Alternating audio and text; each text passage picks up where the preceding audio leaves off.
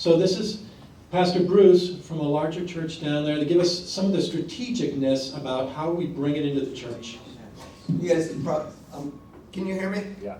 Cool, thank you. So, yeah, you guys probably have so many questions. I know I do. Like, how was Lynn 10 years with John MacArthur and then 40 years as a vineyard pastor? That one is just really a mystery to me, like a unicorn. And then hearing Roy, like, can you be a pastor and a Raiders fan? Is that even possible? I don't know. So many questions.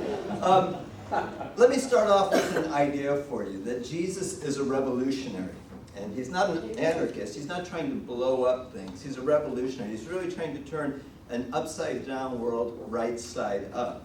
Every revolution, whether it's the American Revolution, the French Revolution, the Cuban Revolution, every revolution is fueled by a distinct idea that is so refined in its essence that the power of the idea has such a profound impact that people are willing to forego their comfort. They're willing to sacrifice their comfort for the values that are represented by that ideal.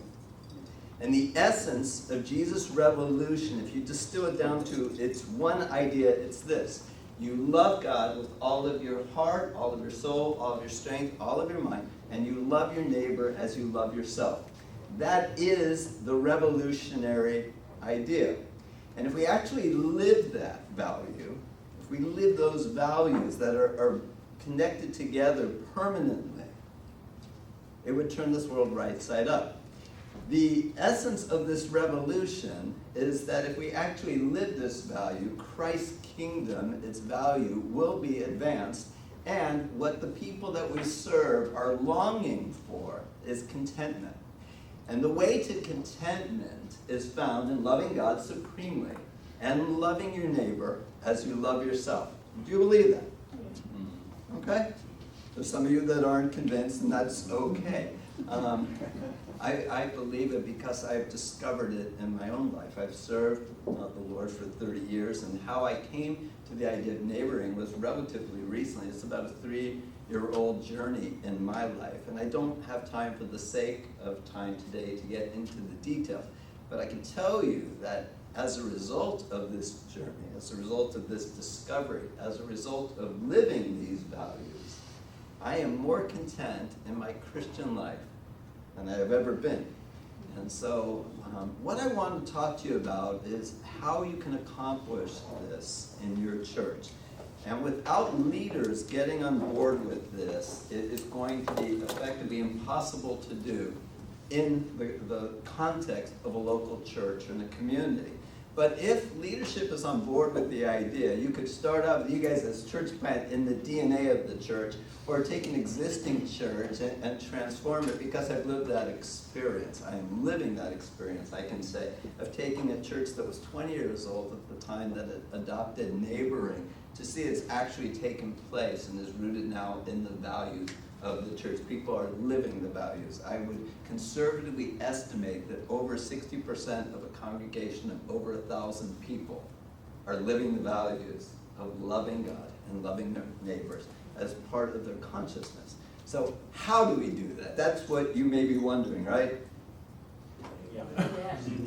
Work with me here. Yes. Can you give us 3 steps? I can. And would you like them to all start with the same letter? Would that help? No, faster, give me the alliteration. Okay, fine. Let me help you out here, Paul. The first thing is educate. Educate. And I would just encourage you, if you're taking notes, this is going to be gold, at least it is from my perspective. So, educate. Here is the idea that this is something that you're going to have to get leadership of the church to transmit these values regularly for people. These are values. This is not a program. So no matter how complex a program is, it can be implemented within a period of 6 months to 18 months, 24 at the outside. Values take longer to adopt. You're shaping values through education. So this is not, hey, we're going to do an 8-week series, or hey, I'm going to hand everybody Lynn's book, and you people read it, do it, get it, and we're there. It's going to take regular communication, regularly educating people about these values, the Great Commandments. And so to educate people, you're gonna have to think barbecue. And what I mean by barbecue is not what Lynn is showing here with this backyard gathering, although that's a very cool thing. What I'm talking about is low and slow. If you try this too quick, too fast, people are gonna run. The idea of actually getting to know their neighbors, engaging, making margin in their life, investing time to get to know neighbors, engage, befriend, build relationship is threatening to people. And so if you push too hard, too fast, they're going to run. So you're going to have to invest time in this. This is something that is going to have to be communicated over a course of time to educate people. The thought of, you actually want me to love my neighbors? Yes, don't get upset with me, take it up with the boss. This is what Jesus said, right? And so Christians are remarkable. We are perhaps the only people group on the planet that would define neighbor without a sense of geographic proximity. In other words, I love people in my church, I love people at work, I love people who live within the walls of my apartment, my family. Of course I love my neighbor. Well, what about the guy next door? Who? I don't know him. See, this is the problem. We don't even know our neighbors, let alone love our neighbors, let alone love our neighbors as ourselves. And now you as a church leader are going to encourage people to actually befriend and build a relationship with people, and it's going to threaten them. And so you're going to have to educate them, and it is going to take time. Okay? The second concept that I want to share with you in the limited time that I have, which is why I'm talking at 200 words a minute, is we've gone from educate to elevate. So you have to hold this message up regularly so people are seeing it constantly in your context. So some ways that we do that, okay? For us at our local church, this message is communicated everywhere. If you walk into the sanctuary, you see on one side of the stage, love God, the other side of the stage, love neighbors. Back you see in the foyer, posters with that message about loving God, loving neighbors. You see it branded everywhere in the space.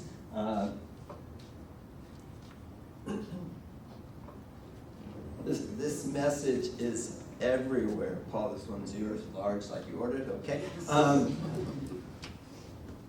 The vision of the church prominently displayed. Our small groups aren't called cell groups, they're not called life groups, they're not called community groups, they're not called grow groups, they're called neighborhood groups. Every week in the neighborhood groups, that value is just reinforced. It is elevated by simply asking the question around the table. So who has a story they like to share about how they tried to love their neighbor this week? So it might be one person has got a story, it could be 10 people have a story. Somebody could have a fantastic story. You know, my neighbor brought his 14 relatives from Peru and they led them all to the Lord last night. Well, that's fantastic. And the person next to him who says, yeah, I helped my neighbor take the trash can in, they both have similar value. They're both engaging, befriending, building relationship with their neighbor. Question? Is it okay to ask a question? No, but go ahead. All right, so this idea of a geographic, and that's which is totally right on. Do you undersell or in the process of affirming the geographic neighbor that we have, because we're in a totally different human existence in this current culture compared to anything in history? We now have in transportation and stuff. We regularly intersect in geographic locations as well. But yeah, it's around us. Does that neighborhood word, is my question, encourage and cultivate those spaces that are just natural? Yeah, I would not limit the idea of neighbor to geographic proximity. I would suggest, as Jesus would seem to affirm, that your neighbor is anywhere where you live, work, study, play. Yeah. I'd even go as far as to say worship, especially with the people in your community of faith who aren't yet truly part of the community of faith, unbelievers who are gathered. So live, work, study, play, and we'll add worship to that. The problem I see is that we're oftentimes defining neighbor without a sense of geographic proximity. Agreed. So to elevate that value so that people are seeing this constantly, everywhere in the church it's branded. So our welcome gifts are talking about love God, love neighbor. There's one billboard in the whole town. You know where this story is going, right? So that billboard, they wanted to rent this for $4,000 a month. We got it for $1,200 a month because the church where I serve has a Jewish pastor who was an attorney as a lead pastor. It's me. I can make the anti-Semitic jokes, you can't. Okay, so the message that we put on there, same message on the t-shirt, love God, love neighbor, repeat. Everything that we're doing is communicating that message, so it's constantly being reinforced. It's reinforced through the small groups, it's reinforced through the website. We have a printed brochure with a vision to saturate our community with gospel-centered neighborhood groups where we learn to love God and love neighbors. It's communicated, welcome gifts. It's everywhere on the church, the t-shirts. So you're going to have to figure out in your context how you can elevate this value to the point of consciousness, because without people seeing it and it being reinforced regularly, they're not going to have any incentive to remember and live it. They understand because of that it's this great commandment, yes, I should be doing it, but it is so easy when you leave church and you get into your routines at work, your routines with your family, your routines at school, or whatever it might be, to neglect these values. So, 1, we're going to educate. 2, we're going to elevate. 3, we're going to eliminate. Okay? We're going to eliminate. And so here the idea is that everything that we do at our church is tied into neighbor. Everything that we do, if we can't tie it into neighbor, we're going to eliminate it. So if we're doing a service project at a school, what we're doing is we're loving our neighbors at the school. So everything that we're contemplating doing, if we can't figure out a way to tie it into neighboring. So we had an event that we've done in our church for years that we've called the Kids Color Run. And so if you've ever seen a color run, if you've ever been involved in a run where people are just spraying colors or chalk that has different colors on there, and it's a very fun, colorful event. So we do this with the kids. And so what we did to transform this into then a neighboring opportunity is we adopted a local school where 71% of the students are participating in Title I. So there's economic hardship at this school. 71% qualify for a lunch and breakfast program because the family doesn't have the resource to provide that. So we adopted this school. So we're going to do a run to benefit the school. So each of the kids who participates, whether they're kids from the church, their friends, kids from the school, is going to be getting sponsors, and all of those proceeds are going to go to provide for the needs at the school. So again, we took an event that already existed and was very effective as an outreach, so that we called the Color Run. Now we made this an opportunity to love our neighbors at the school. Everything that we're doing, if we can't tie it into some aspect of loving our neighbors, we eliminate it. And eliminating it is something, as some of you have already experienced. Jim is pastoring this mega church here. I had like 300 visitors at the first service. It's like, whoa, first world problems, right? So that's fantastic, but as you are serving in the context of a larger church, one of the problems is you have all of these programs that then get created, and people feel very passionate about their program. One of the obstacles to neighboring is you've got this going on at the church Tuesday, and then the midweek study going on Wednesday, and the youth program's going on Thursday, and then Friday we're getting together with my guys group, and then Saturday we're doing this fundraiser for the junior high. Who's got time to know their neighbors? Do you see? And so the culture of the church industrial complex has actually become an obstacle in that context, because everyone's spending their energy trying to support programs. No one has margin to befriend and build relationship with their neighbor. So eliminating programs without making neighboring, yeah, we gotta get rid of this because we gotta love our neighbors. We don't wanna make, we don't wanna make eliminating a program the victim of loving neighbors. In other words, if you were doing a midweek Bible study and you say, like, we're gonna switch the midweek to small groups and actually involve our neighborhoods. We're not eliminating the midweek Bible study. We're just doing midweek Bible study throughout the city. So now we don't talk about, yeah, we had to kill that because it was an obstacle to loving neighbors, because then neighboring becomes the bad guy. So we communicate it, but without doing some elimination, there's not going to be one, margin, two, there's not going to be the ability to focus on these values, and three, you're going to miss the opportunity to leverage doing everything that you're doing as a neighboring.